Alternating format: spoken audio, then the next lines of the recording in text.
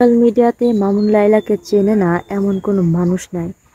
TikTok, YouTube, Facebook যেগুলো social media আছে, platform আছে, সবগুলোতেই যারা আছে সবগুলোতেই এই মামুন আর লায়লাকে চেনে না এমন কোনো মানুষ নাই, এটা আমি মনে করি। বুড়ো থেকে গুঁড়ো পর্যন্ত সবাই এই মামুন লায়লাকে চেনে, ভালো করেই চেনে। আর তারা ব্যাপকভাবে ভাইরাল। একটা সময় মামুন আর লায়লা দুজন যে জুটিটা ছিল, এই জুটি ফর ইউ কাঁপাইতো। টিকটক বলো, ফেসবুক বলো, ইউটিউবে তো আছে, বলতে গেলে এরা ফর ইউ কাঁপাইতো। অর্থাৎ এমনভাবে ভাইরাল হইতো এরা, সমালোচনা হোক বা অন্য কিছু, যে কোনোভাবে তারা টিকটক, ফেসবুক, ইউটিউব এগুলো কাঁপাইছে, তো এখনও কাঁপায়। আর তাদের ভালোবাসাটা ছিল খুব অন্যরকম। একটা কথা হচ্ছে কি, দুজন মানুষের ভিতরে, একটা রিলেশনের ভিতরে দুজন মানুষের দেখেন, যখন দেখবেন যে রিলেশনের ভিতরে যদি অন্য কারোর নজর লাগে, অন্য কারোর যদি নজর লাগে সেই রিলেশনের ভিতরে, সেই রিলেশন বেশি দিন টিকবে না। মামুন আর লায়লার ভালোবাসার সম্পর্ক ছিল, তারা একসাথে বসবাস করতো, একসাথে থাকতো। যাই হোক, তাদের পার্সোনালি যাই হোক না কেন, তারা দুজন দুজনকে একদিনের জন্য হইলেও ভালোবাসছে, তারা কাছে গেছে। লায়লা মামুনকে অনেক কেয়ার করতো, মামুনও লায়লাকে কেয়ার করতো। তো একটা সময় যখন ফেসবুকে, ইউটিউবে, সোশ্যাল মিডিয়াতে তাদের নিয়ে একসময় ব্যাপকভাবে ঝড় তুলতো, যে তাদের সমালোচনা করতো বা এমনি যাই হোক। আর মামুন যখন লায়লাকে ছেড়ে চলে গেল, তো আমি একটা কথাই বলবো যে সব কিছুর নসিবে যদি না থাকে, তো কোনো না কোনোভাবেই সে তোমার কাছ থেকে চলে যাবে। যে তোমার ভাগ্যে নেই, তাকে তুমি হাজারবার চাইলেও তুমি তাকে পাবা না, হাজারবার চাইলেও তুমি তাকে পাবা না। যে তোমার নসিবে নাই, সে 10 দিন পরে হোক আর 20 দিন পরে হোক, সে যে কোনোভাবে কিছু না কিছু ওসলাত বা কিছু না কিছু হয়ে তোমার কাছ থেকে সে চলে যাবে। তো আমাদের মহান আল্লাহ তাআলা বলছে যে আমার থেকে কোনো বান্দা যদি আমার প্রিয় বান্দাকে, অর্থাৎ অন্যকে যদি ভালোবাসে, তার থেকে তাকে কেড়ে নেওয়া হবে। যে তোমাকে সৃষ্টি করেছে, তুমি তাকে ভালো না বেসে তুমি তার বান্দাকে ভালোবাসতেছ, সে তো এটা মানবে না। এই জন্য যে অতিরিক্ত ভালোবাসা শুধু কাছে টানে না, দূরেও ঠেলে দেয়। আর যে তোমার নসিবে নাই, সে তোমার কোনোভাবেই তুমি তাকে ধরে রাখতে পারবা না, এটাই বাস্তব। আর সব কিছু একটা সম্পর্কের ভিতর না, শুধু সম্পর্ক না, সব কিছুর ভেতরে একটা নির্দিষ্ট সময় থাকে, নির্দিষ্ট একটা সময় থাকে। এই সময়টা পার হওয়ার পরে দেখবেন আপনার যে মোহটা ছিল সেটা আর নাই।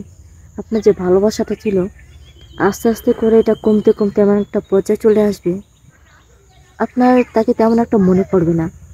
আবার মনে পড়লেও প্রথমত যে কষ্টটা পাইতেন, সেই কষ্টটা আর পাবেন না।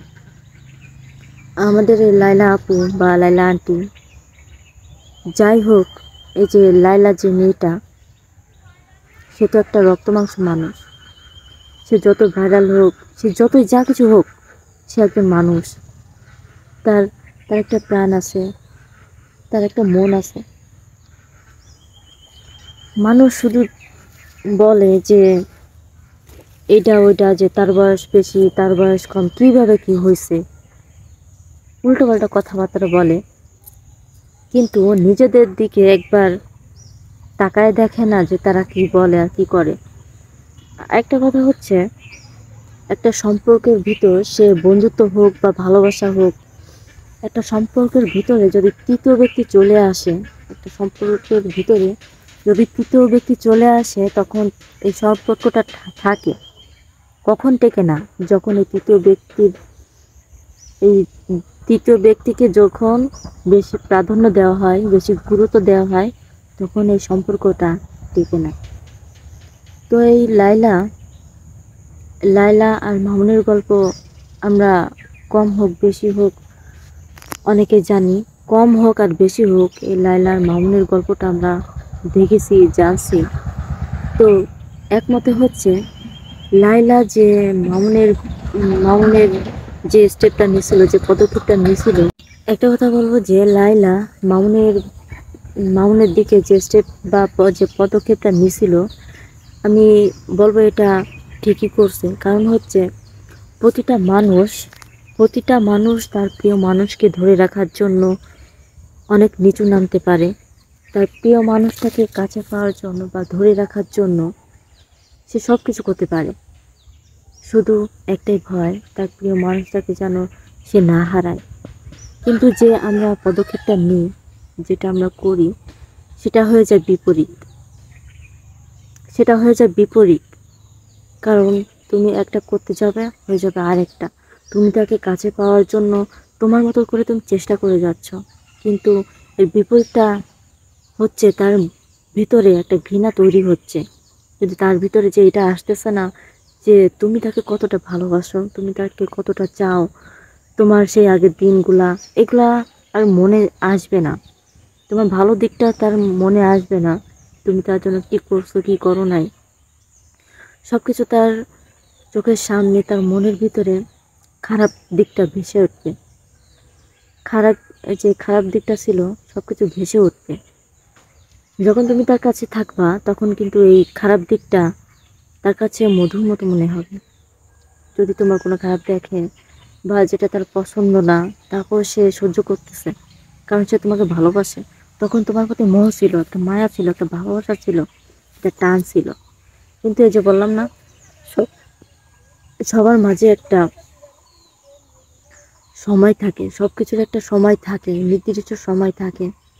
এই সময়টা যখন পার হয়ে যায় তখন কোনো না কোনো ভাবেই তোমার থেকে সে দূরে সরে যাবে। আমি জানি না আমার এই ভিডিওটা কত দূর যাবে বা যাবে না, আমি জানি না। তারপরও আমার মতো করে আমি বলে যাচ্ছি। টিকটকে একটা ভিডিও বানাইছিলাম যে লাইলাপুর যে ওই যে চটের বস্তা দিয়ে একটা পোশাক বানাইছে, এটা পরে আবার অ্যাওয়ার্ডও নিয়ে আইছে।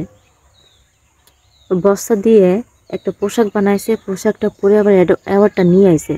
এই ভিডিওটা বানানোর উদ্দেশ্যটা হলো যে এই পোশাকটা পরার পরে অনেকেই লায়লা আপুকে ট্রোল করছে, করার পরে দেখতেছি যে বেশ ভালোই জমজমাট হচ্ছে। তো লায়লা আপু দেখতেছে, করতেছে, কমেন্ট কমেন্ট বেশি একটা করে না। তো ভালো দিক মন্দ দিক সবার আছে, ভালো মন্দ সবার দিকটা আছে।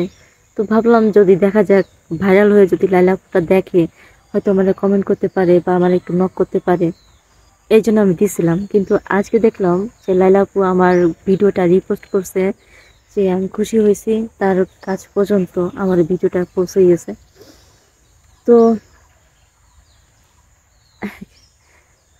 আমি যেটা বলতেছিলাম যে লায়লা আপুর বিষয়টা, যে তার দিক থেকে সে যথেষ্ট পরিমাণ চেষ্টা করছে তার ভালোবাসার মানুষটাকে কাছে পাওয়ার জন্য। কিন্তু এই যে উপরওয়ালাকে বেশি ভালো না বেশি তার বান্দাকে যদি তুমি বেশি ভালোবাসো, সে যদি তোমার নসিবে না থাকে, কোনো না কোনোভাবে তোমাকে ছেড়ে চলেই যাবে, এটা কোনো ভুল নেই। এই জন্য আমি আমার কিছু কিছু ভিডিওর ভিতর বলি যে আমার আর একটা চ্যানেল আছে, সেখানে বলি